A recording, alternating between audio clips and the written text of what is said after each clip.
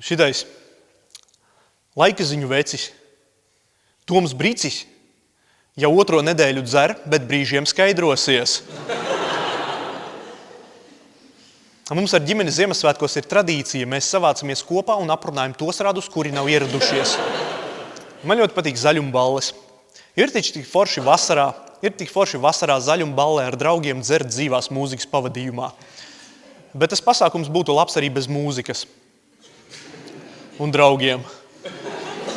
Ziemā telpās ar normāli. Latvieši un krievi dažreiz viens otru nesaprot, tāpēc, ka latviski un krieviski vieni un tie paši vārdi mēdz nozīmēt pilnīgi pretējo. Nu, sāksim ar krieviem. Un krieviem, ja čalis riktīgi labi saprot, ko viņš dara, saka, ka viņš ir malatok, kas tulkojumā nozīmē āmurs. Un āmurs nav gudrs latvietis. Latviešiem ir teiciens, ja vecis ir riktīgs vecis, saka, ka viņš ir vīrs kā ozols. Krievi ar vārdu dub raksturo tikai āmurus. Man ir viens paziņa, tas mans paziņa ir ķīnietis, un viņš ir arī gejs.